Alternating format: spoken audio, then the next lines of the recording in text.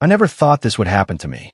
I'm Ethan Carter, 28, working a regular office job, living in a small apartment I call mine, engaged to Vanessa.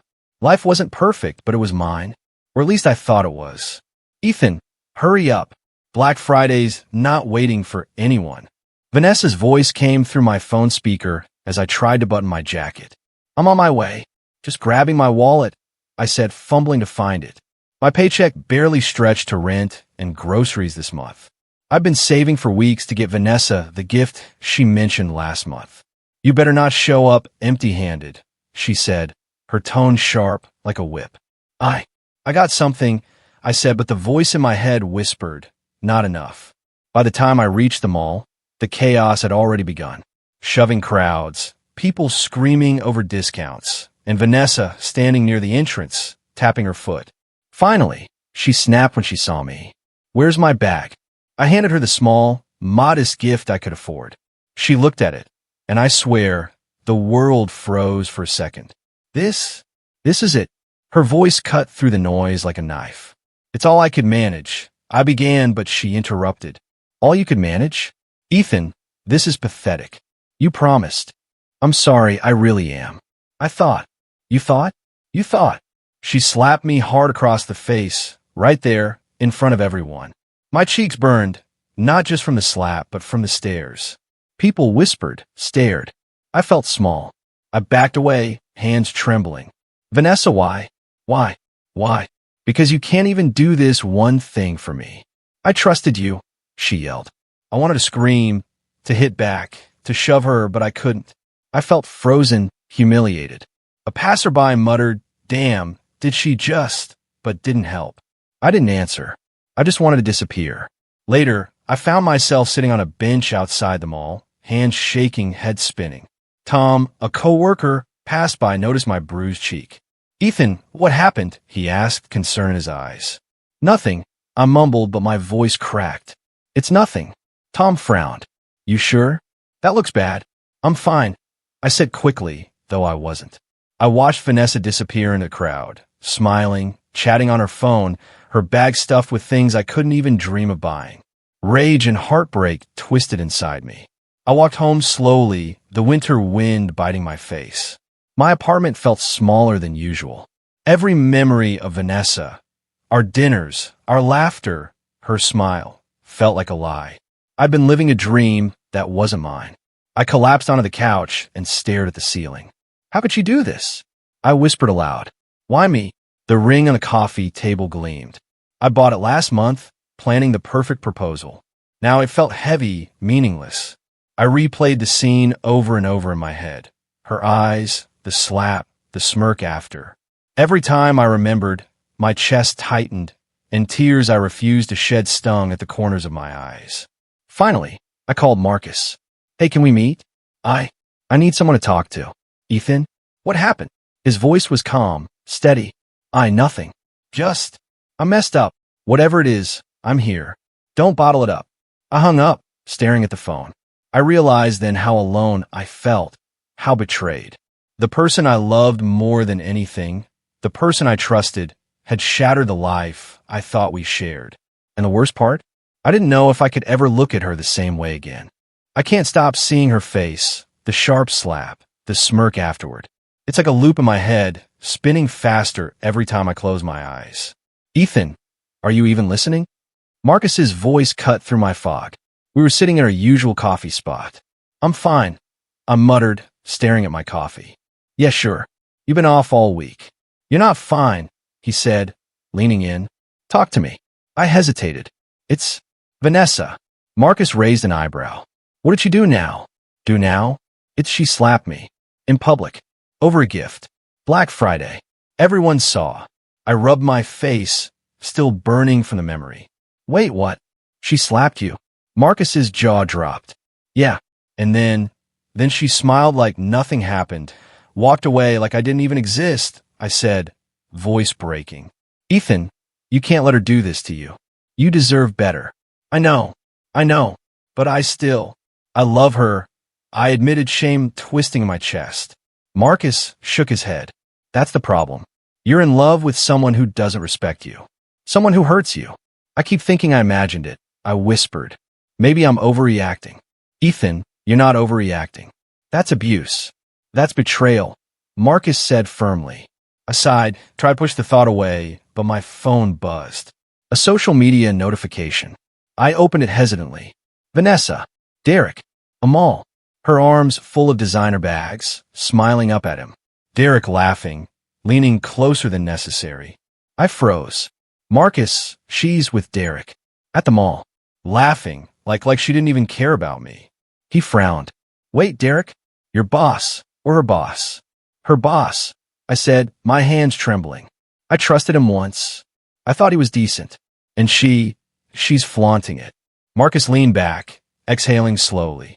Ethan, that's a whole other level of betrayal. You see this clearly now, right? I can't believe it. I mean, she slapped me for a gift, humiliated me, and now, this, I said, voice tight. I loved her. I really did. And you still do. I get that. But you have to face reality. You can't pretend she's the same person you thought she was. I feel guilty, though. Guilty for loving someone so cruel. I muttered, staring at the screen. Marcus put a hand on my shoulder. You're not guilty. You're human. You cared. You trusted. That's not your fault. The fault lies with her. And Derek. I shook my head. I thought she was different. I thought we had something real.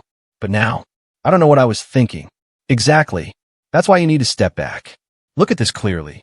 Don't let her manipulate you anymore, Marcus said, voice steady. I keep replaying it, you know. Her voice, her laugh, the slap. I can't get it out of my head, I admitted. Good, Marcus said, surprising me. That means you're waking up. Painful, yes, but necessary. Don't shut it down. I swallowed hard, nodding slowly. I thought life would be simple, you know? We'd save, we'd plan, we'd be happy. Marcus's eyes softened. Happiness isn't built on lies or cruelty, Ethan. She showed her true self. Accept that, or you'll keep hurting. I stared at my phone again, at their photos, at Vanessa's smug smile. Rage mixed with heartbreak, a burning knot in my chest. I realized this betrayal was deeper than I imagined. I can't just act like nothing happened, I muttered. You don't have to, Marcus said. But you can decide what you will do next. Don't let this destroy you. Let teach you. Let fuel you. I nodded, taking a shaky breath. Yeah, you're right. I need to think, really think. Marcus smiled faintly. I'm here, man. Every step. You won't go through this alone. For the first time in days, I felt a flicker of clarity. Betrayal had a face, and I knew it now. I haven't slept properly in days. Every time I close my eyes, I see Vanessa's smile, hear the slap, and replay those mall photos with Derek. I can't keep thinking like this, I muttered to myself, pacing my apartment. You should stop obsessing, Ethan, Marcus said when I called him late last night. You're letting her control your thoughts. Step back. I can't. I need to know what's going on. I don't know, proof, I said, voice tight. Proof of what? That she's putting him first. That she doesn't care about me. Marcus sighed. You're going to drive yourself insane. I don't care. I need to see it for myself, I muttered. The next day, I found myself near the cafe, where she usually met Derek after work. My heart pounded, hands in my pockets. I saw them laughing, leaning close, sipping coffee. Derek's hand brushed hers, small, casual, intimate. My stomach twisted. What the hell are you doing, Ethan? I whispered to myself. This isn't spying, it's survival. Later, I called Karen, Marcus's sister. She had a way of cutting through my fog. Karen, I'm lost. I don't know if I should confront her, or just step back. Listen to me. If you go to her now, you'll let her manipulate you again, she interrupted. But what if she's lying, Karen? What if I ignore it and it's worse? You're not ignoring it. You're observing, gathering facts.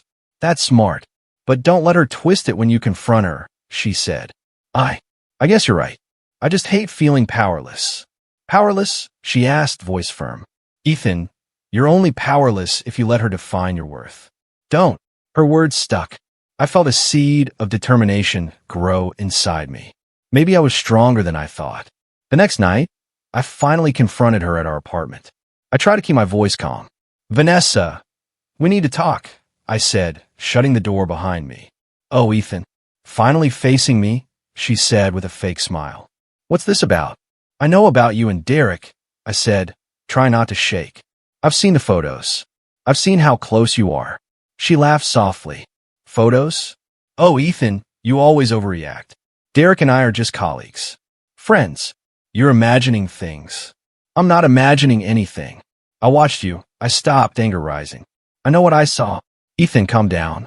You're being dramatic. You're letting jealousy cloud your judgment, she said, stepping closer, voice dripping with false concern. I'm not jealous. I'm hurt. I trusted you. I yelled. You trusted me? And now you're accusing me? Her tone twisted the words back at me. Ethan, maybe you're the problem, not me. The words hit like a slap, and I felt small again. Humiliated. Trapped. But something inside me didn't break this time. I'm done being the fool, I said quietly but firmly. I won't let you walk over me anymore. Her eyes narrowed. Oh, really? And what are you going to do about it? I don't know yet, I admitted. But I will figure it out. And it won't be me begging or apologizing. Karen's voice echoed in my mind. Don't let her define your worth.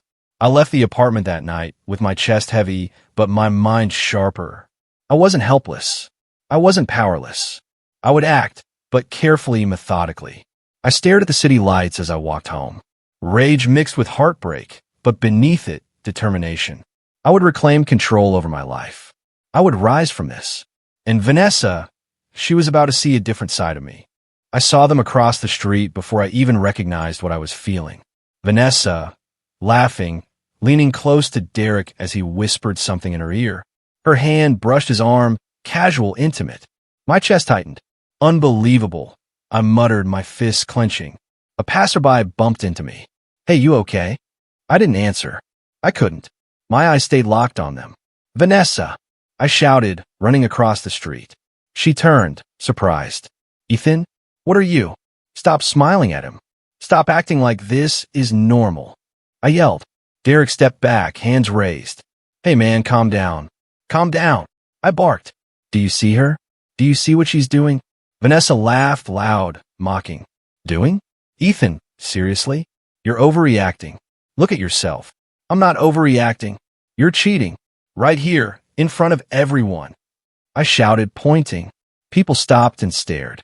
Oh, stop being dramatic, she said, rolling her eyes. You're embarrassing yourself. I couldn't believe it. All my anger, all my heartbreak, all the betrayal, I let it spill over. Embarrassing? You think I care what strangers think after what you did? Her friends nearby started laughing. He's ridiculous, one whispered. Ridiculous? I snapped. You humiliate me, and then you laugh about it? Vanessa stepped closer. Ethan, you're pathetic. You always were. I shouldn't even waste my time. My knees almost buckled, but I forced myself to stand taller. No, not this time. I see the truth now. You're a liar. And Derek, I trusted you too. Derek tried to interject again. Ethan, let's just talk. Talk. You don't get it. I see it all. I yelled, my voice hoarse. The mall photos, the coffee meetings, everything. Vanessa laughed again, louder this time. Everything? Oh, Ethan, you're hopeless. I almost feel sorry for you. Her words hit me like a punch. My vision blurred. People stared, some whispering, others recording on their phones.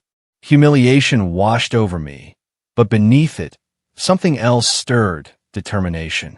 I turned and walked away, my chest heavy, hands shaking. I didn't look back, but her laughter followed me, echoing. At home, I collapsed onto the couch. My apartment felt smaller than ever, the walls closing in. I remembered our engagement, her smile when I proposed, the plans we made. All of it lies. Every memory felt like poison. I whispered to myself, how could I have been so blind? I picked up the engagement ring on the table, turning it over in my hands. All of this was nothing to her. My throat burned. I wanted to scream, to break something, to erase every memory of her. I paced the room, muttering to myself, I love her. I gave her everything I had. And I stopped, tears blurring my vision. She doesn't deserve any of it. I sat down again, breathing heavily. I need to cut ties. Completely. I can't keep living like this, chained to someone who doesn't care about me. I deserve better. I will be better. The first step was clarity. No more calls, No more messages, no more waiting for her change. She had shown me who she was. The pain was sharp, but beneath it, I felt a spark. Power, control, awakening. I whispered aloud, I'm done being her fool. Done. For the first time, the despair didn't feel endless. It hurt, yes, but it also felt like the beginning. I would reclaim my life. I would take my heart back, piece by piece. And Vanessa, she would realize that losing me was the consequence of her own actions. I decided I couldn't just sit and stew in anger anymore. Something had to change. I picked up my laptop late one night, fingers hovering over the keyboard. Ethan, you still up? Marcus's voice came through the phone. Yet thinking, I muttered, about her? Of course, but also what I can do. I don't know, fix some things, I said. Fix? Or get revenge? Maybe both, I admitted. I can't let her think she can just walk over me. Marcus was silent for a moment. Be careful. Don't let this consume you. I won't, I said, but deep down I knew this was exactly what I needed, a way to reclaim control. The next day, I started small. I remember conversations, emails, and receipts from Vanessa's office dealings. She had lied, manipulated, even taken credit for other people's work to impress Derek. I whispered to myself, let's see how she handles this. I sent an anonymous email to HR, attaching copies of the proof. I watched my inbox obsessively, waiting for updates. Ethan, you're actually doing it? Marcus asked later. Yes. I can't just wait for karma to strike. I have to give it a little nudge, I said. 2 days later, HR called a meeting. Laura, the HR manager, read the complaints aloud, her voice calm but firm. I stayed home, heart pounding, imagining Vanessa's reaction. Vanessa, we've received several reports regarding your conduct with Derek and the office records, Laura said in my mind's replay. We're investigating further. This is serious. I felt a mix of satisfaction and emptiness. The satisfaction came from seeing justice in motion. The emptiness came from realizing this wasn't going to bring her shame the way I'd imagined. It was slow, clinical. Vanessa's phone messages started flooding in. Ethan, what did you do? I imagined her panicked voice. Relax, I whispered aloud. I'm not answering. Let karma do the work. Meanwhile, Derek's behavior began to slip. I overheard co-workers whispering. Have you noticed Derek avoiding Vanessa? One said. She's freaked out, another added. Everyone's talking about the HR review. I smiled faintly. Seeing her confidence crack gave me a strange high. But it also reminded me, this wasn't happiness, just validation. Later, Karen called. Ethan, are you okay? You sound different. I feel lighter, I guess. But it's not joy. Just watching the consequences unfold. I admitted. You're doing the right thing, she said. You're reclaiming your power without losing yourself. I leaned back in my chair. I hope you're right. Sometimes I feel like I'm still trapped in all of this anger. You're not. You're guiding it. That's different. I glanced at my phone. Another email from a coworker confirming Vanessa's growing isolation. Even Derek's attention had shifted. He was cautious now, wary of the unfolding scrutiny. I muttered, the cracks are showing. Finally, a coworker texted me directly, though I stayed anonymous. Vanessa's losing it. Thanks for whatever you did, it said. I chuckled softly, a quiet satisfaction that no one could see me. You're welcome. I guess, I said aloud. Still, the emptiness lingered. Watching someone fall doesn't feel like triumph. It feels cold, but at least it was fair. She had built her lies, her manipulation, and now she was facing the consequences. Later that evening, I stared at the ceiling. I can't let this define me. I need to move forward, not just watch her crumble. Marcus's words from before echoed in my head. Don't let this consume you. I realized he was right. The revenge, the exposure, it was just a tool, not the end. I whispered to the empty room. I'm done being the victim. Done letting her walk over me. Laura, the HR manager, wrapped things up professionally. Vanessa received a formal warning, her credibility shaken. Derek had begun keeping his distance. Her social circle was no longer as forgiving or oblivious. I allowed myself a small, private smile. It wasn't joy. It wasn't victory. It was balance. I realized that controlling my response, rather than the world around me, was the real power. That alone gave me strength, more than seeing her stumble ever could. And as I closed my laptop, I whispered one final thought, heavy with quiet satisfaction. You built this, Vanessa. And now, it's yours to face. I saw her from across the office lobby, her heels clicking nervously on the floor. Vanessa's smile was gone, replaced with a tense, brittle mask. Derek wasn't by her side. For the first time, I realized she was alone. Ethan, she said, spotting me. Her voice wavered, but she tried to steady it. Vanessa, I said calmly, taking a slow step toward her. No anger, no trembling, just quiet observation. What are you doing here? She asked, fidgeting with her bag. I wanted to talk, I said. One last time.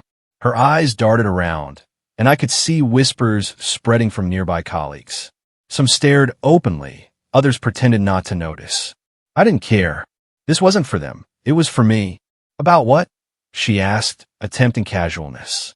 About everything, I said. Your lies, your manipulation. Derek, your career, the way you treated me. Her lips pressed into a thin line. I don't know what you mean. I raised an eyebrow. Don't play dumb. I know about the HR complaints. I know about the emails, the credit you stole, the way you twisted every situation to your advantage. Derek leaving you, your friends avoiding you.